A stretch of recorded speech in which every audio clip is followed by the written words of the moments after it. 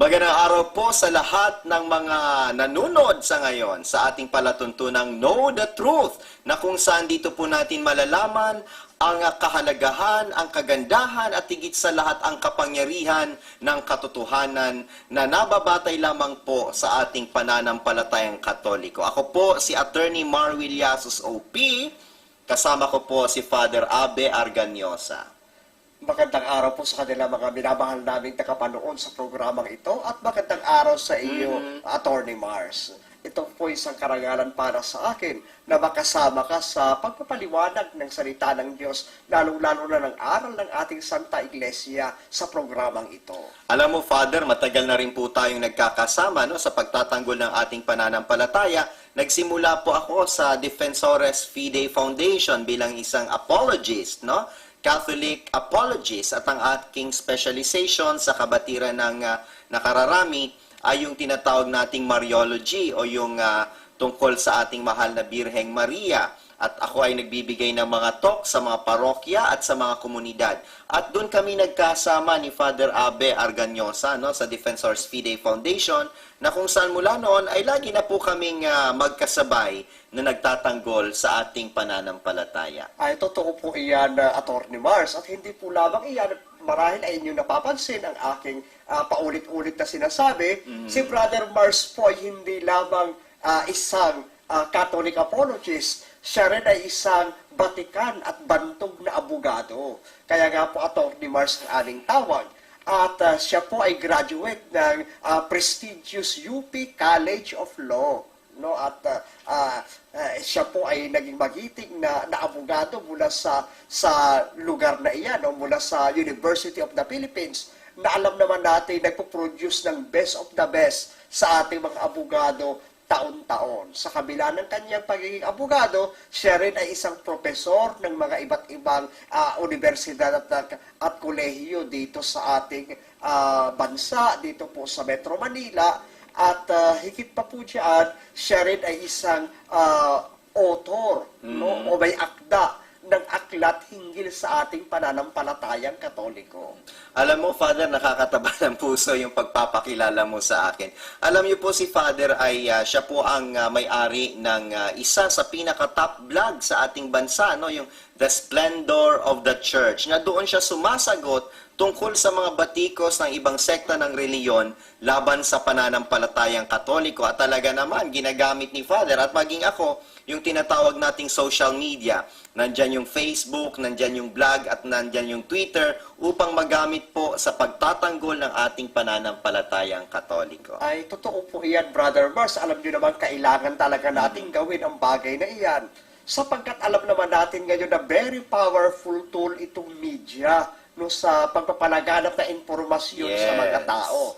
Alam po ninyo, Attorney Mars, ako po nagsimula sa pagiging apologist way back when I was still in high school. Ayan po yung mga panahong mga 1983, 80 to 86. Graduate po ako noong 1986. Nako, grade 1 pa lang ako noon, Father. Yeah, alam niyo, Brother Mars, bakit ako nahilig dito po sa apologetics, mga minamahal na kapatid? Sapagkat yung mga kaibigan ko at mga kaklase ko sa paaralan, may mga born again at may mga miyembro ng itong sektang tatak ng Felix Manalo. Yung tukuyin na natin yung Iglesia ni Cristo. Yeah. At dahil nga po dyan, lagi nilang tinutuligsa itong ating pananampalataya. Laging inaatake ang mahal na Birheng Maria at ang Santo Papa. Kaya po sa murang edad na yan, ay minabuti ko pong basahin ang banal na kasulatan at pag-aralan ng ating pananampalataya. At dahil po dyan, nagkaroon po ako ng pagkakataon na may pagtanggol ang pananampalataya, masagot ang kanilang mga katanungan. At nung sila naman ang aking tinatanong hinggil sa kanilang pananampalataya, sila yung nabokya, brother. Nakakatuwa po yung experience yung Father. At talaga mula nung high school pa kayo, ako naman po, Father, yung experience ko, nung ako po ay sumasama doon sa St. Peter's Men's Society, magdamagan ho kaming nakikipagdebate sa Luneta. Yung po ako nagkaroon ng experience sa Catholic apologetics, ika nga. Ito po ang masusubaybayan ng ating mga tagapanood dito sa palatuntunang Know the Truth. Talaga naman yung ating pong pagsagot doon sa mga pangunahing katanungan ng ating mga kababayan hinggil sa pananampalataya. Abangan nyo po, napakarami pong mga tanong at sasagutin po natin yan sa abot ng ating makakaya. Mga kapatid kong Katoliko, magsasama-sama po tayo to know the truth.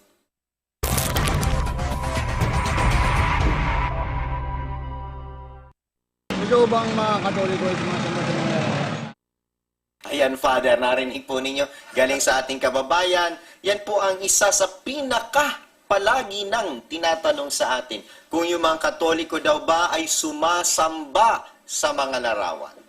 Well, yan po ay talagang isang napakagandang katanungan at talagang very common question na binabato sa atin ng ating mga kaibayo sa pananampalataya. At marahil ay very excited ang ating mga tagapanood na malaman ang kasagutan natin dyan.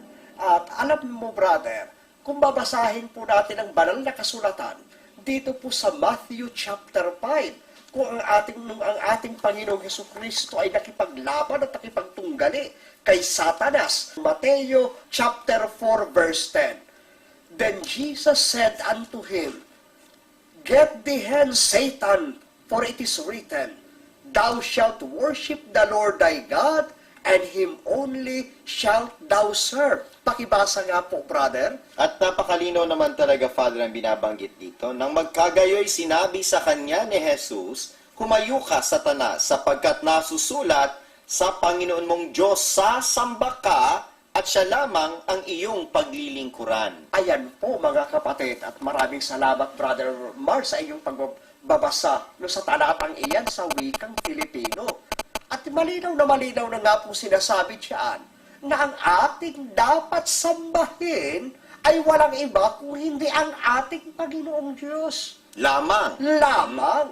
Kaya dahil po diyan, hindi natin sinasamba itong mga larawan. Sapagkat yan ay representasyon lamang ng ating Panginoong Hesukristo at ng mahal na Birhen at ng mga santo. Kahit naman yung tunay, kagaya ng mahal na Birhen Maria, hindi po natin yan sinasamba sapagkat hindi siya Diyos. At napakalinaw naman, Father, no, sa ating pagtuturo sa simbahan, sa ating katisismo, sa mga opisyal na dokumento ng Santa Iglesia, hindi po sinasabihan o inuutusan yung mga Katoliko na sasamba sa larawan Wala pong ganong aral ang Iglesia Katolika, sapagkat napakalinaw naman po na ang pagsamba o yung latria ay dapat lamang itong nakaatang sa tunay na Diyos. Wala iba kundi ang Diyos Ama, ang Anak at ang Espiritu Santo. Wala nang ibang dapat pang sambahin. Kaya yung mga paratang po ng mga ibang sekta na tayo sumasamba sa mga larawan, yan po ay kabalintunaan at napakalayo po sa katotohanan. Sa katunayan po, sila po ay nagpaparatang lamang laban sa atin. Yes, at kagandahan nga po mga kapatid sa ating pananampalatayang Katoliko, ang aral po ng ating Santa Iglesia Katolika hindi lamang natin pinupuro sa iba't ibang pasugo o sa iba't ibang mga video o preacher na nagtatag ng kanilang sekta na 100, daan-daan ang pangalan. Kung hindi po ang atin pong opisyal na doktrina ng Santa Iglesia ay codified at ito'y published. Ay mabibili po ninyo sa lahat ng Catholic bookstore at kahit sa National Bookstore. Ang Catechism of the Catholic Church. At wala po kayong makikita ni isa na nagsasabi dito sa Catechism of the Catholic Church na inuutusan kayo ng mga pare o ng Santa Iglesia na sambahin ang mga larawan. Pero ganun pa man, Brother Bars, ito po yung aking kasagutan dyan sa tanong na yan. Kung ikaw po naman yung tatanungin, paano po ninyo sasagutin itong katanungan ito? Ay kung ako po ang tatanungin, talagang sasabihan ko lang naman ang katotohanan na hindi po tayo sumasamba sa mga larawan. Nagbibigay galang lang po tayo. Wala naman po sigurong matinong tao ang sasamba sa kahoy. Wala naman po sigurong matinong tao ang sasamba sa bato. Ito po ay representasyon lamang na nagpapaalala sa atin ng mga bagay o mga taong banal, katulad po ng mga santo, ng mahal na Birheng Maria. At ni minsan po ay hindi po tayo sumamba sa mga larawang inanyuan. Sapagkat yan po, ayon sa ating pananampalatayang Katoliko, ay idolatriya o pagsamba sa mga Diyos-Diyosan na hindi naman po natin ginagawa. Pero Father, maiba ko kasi gagamitin ng ibang sekta na nakikita po kasi nila na lumuluhod tayo sa harap ng mga puon, ng mga rebulto. Kaya nung nakita nila tayo ay lumuluhod sa harapan ng mga rebulto, pinapalagay nila, o tingnan nyo yung mga Katoliko, sumasamba sa mga larawan, sumasamba sa mga larawang inanyuan. Kaya po sila ay nagkakasala ng idolatriya o pagsamba sa mga Diyos-Diyosan. Ano po yung ating tugon sa ganyang pagpuna? Ay, yan nga po, alam mo, ang unang tugon po natin yan, Brother Mars, napapatawa tayo sapagkat pinakikita po ng ating mga kaibayo at mga tumutuligsa sa ating pananampalataya na sila mismo hindi nagbabasa ng Biblia ng mainam dahil hindi nila alam yung mga tunay na gamit ng pagluhod at pagsamba sa banal na kasulatan. Sapagkat wala pong sinasabi sa Biblia, mga kapatid, na kapag ang isang bagay ay iyong niluhuran, ibig sabihin, sinasamba mo na siya. Sa makatwid, napakaraming ibig sabihin ang pagluhod. Ay marami Father. po. Isa nga po dito, kung maaari po ibasahin natin sa banal na kasulatan, ay ito po 1 Kings chapter 8 verse 54. Ito'y napakagandang talata sapagkat niluhuran ni Haring Solomon na tapat na lingkod ng Diyos ng oras na yaon. No, hindi yung Diyos lang o yung langit, kung hindi isang bagay na niluluhuran din nating mga Katoliko. Pakibasa Sa unang hari, Kapitulo 8, ang bersikulo ay 54, ganito po ang ating mababasa. At nangyari na pagkatapos ni Salomon na makapanalangin itong lahat na dalangin at pamanik sa Panginoon, siya ay tumindig mula sa harap ng dambana ng Panginoon sa pagkaluhod ng kanyang mga tuhod at ang kanyang mga kamay ay nakagawad sa dakong langit. Ayan. Asaan daw po lumuhod ang ating minamahal na si Haring Solomon? Ay sa dambana. Pakibasa po naman yung English nun, brother. Ano ba yung dambana na yan? And it was so that when Solomon had made an end of praying all this prayer and supplication unto the Lord, he arose from before the altar of the Lord, from kneeling on his knees with his hands spread up to heaven. Ayan. Tayo pong mga Katoliko, lumuluhod tayo pag nagdarasal tayo sa loob ng ating bahay sa harapan ng altar natin. At sa loob ng ating simbahan, sa harapan din ng ating altar. Ay ngayon po mga kapatid, yun po bang templo na pinagawa ni Haring Solomon? Ano ba yung laman niyan sa loob? Sa dakong kabanal-banalan, nandiyan ang Ark of the Covenant. Ang arka ng patutuo sa Panginoong O Diyos. kaya yung kaba ng tipan. Yung kaba ng tipan.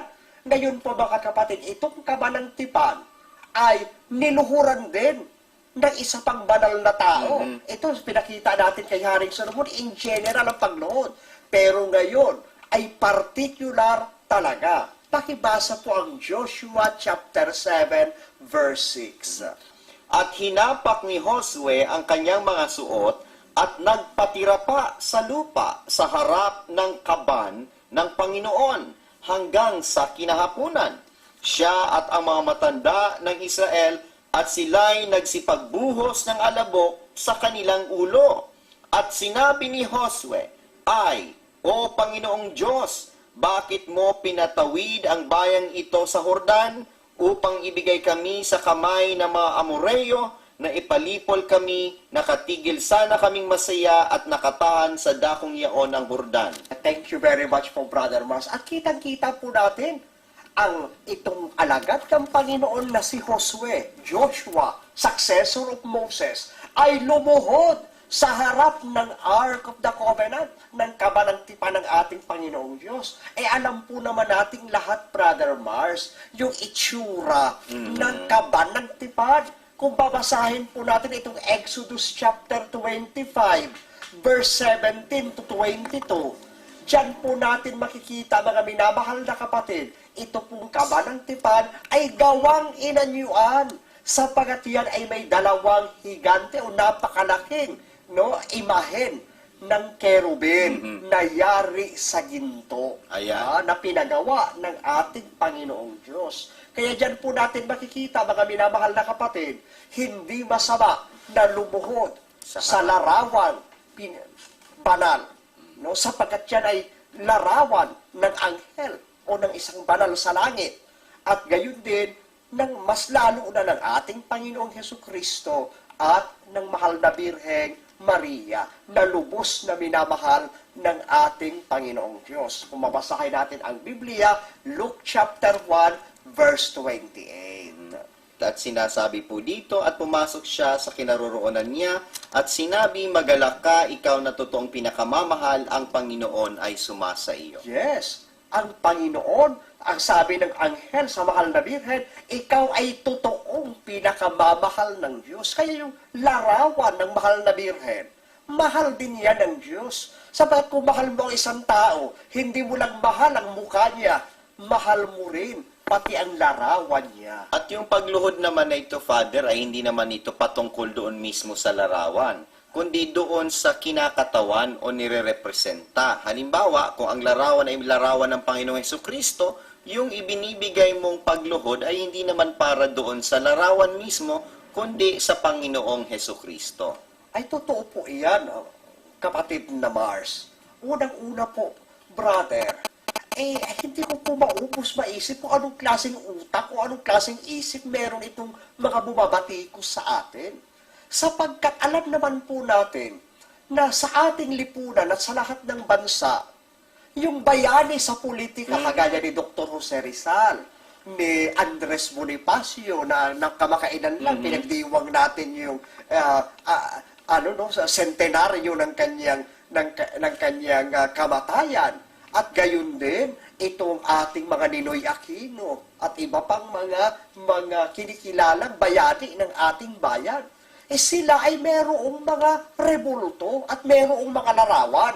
At tinuturuan pa natin ang mga bata na talagang igalang yung larawan ni Rizal doon pa tayo sa harapan ng estatwa ni Rizal sa mga paaralan natin na nagsasagawa ng flag raising ceremonies.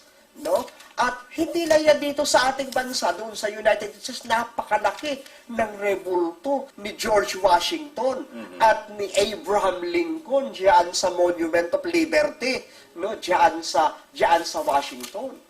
Subalit ganun pa man, mga minamahal nating mga kapatid, sa kabila ng lahat ng yan, hindi natin tinutuligsa itong ating mga rebulto ng mga bayani.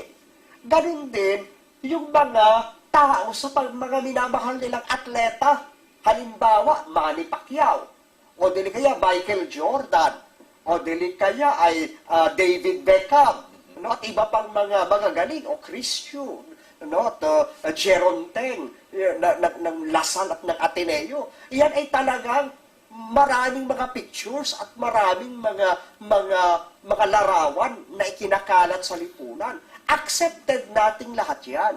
So bakit yung larawan ng mga taong naglingkod sa Diyos at mas lalo na yung ating Panginoong Hesukristo na nagkatawang taong Diyos sa ating piling ay lalapastanganin natin at ire-reject natin ang kanilang larawan. Yung paggawa po ng monumento, Father, ay hindi naman bago sa ating mga Kristiyano, maging yung mga sinaunang tao sa banal na kasulatan, yung mga Hudyo na nauna sa atin, may gawain na silang ganun eh. Kaya po dito sa ang buhay na salita na Biblia ng mga Protestante, babasahin po natin dito sa Mateo 23, ang versikulo ay 29. Ang sabi ng Panginoong Hesukristo dito, masumpa kayo, mga iskriba at mga fariseyo, mga ipokrito, gumagawa kayo ng libingan para sa mga propeta at pinagaganda ninyo ang mga monumento ng mga taong matuwid. Ang ikinagagalit ng Panginoong Hesus dito ay yung pagiging mapagpaimbabaw, pero hindi siya galit doon sa mga monumento ng mga taong matuwid.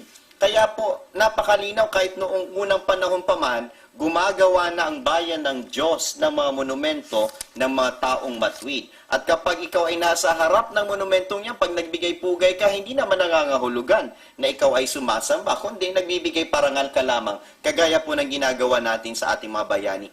Napakuna ko lang, Father, sa Iglesia ni Cristo, meron din silang larawan ni Felix Manalo. Ginawan po nila ng monumento, ginawa nila ng rebulto, at inaalayan din ng mga bulaklak. Wala po itong pagkaiba sa ginagawa nating mga Katoliko.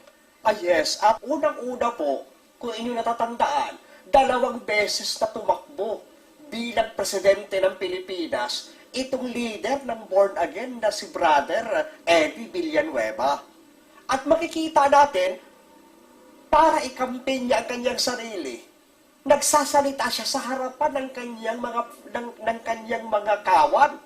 At dun sa altar, walang larawan ng Panginoong Hesukristo, walang larawan ng Mahal na Birhen, walang krus, kundi pagkalaki-laking larawan niya. At sa harapan ng larawan niya, lahat sila gumaganyan-ganyan, pakaway-kaway, paiyak-iyak, pero may larawan sila ni Eddie Villanueva nasa mga tarpaulin, nasa mga bus, nasa mga nakadisplay, sa kanilang mga websites, except galit sila sa larawan ng ating Panginoong Hesukristo. Ganyan din kay Wilde Almeida ng Jesus Miracle Crusades. Ang dami-daming larawan ni Wilde Almeida, pero galit sa larawan ng ating Panginoong Hesukristo.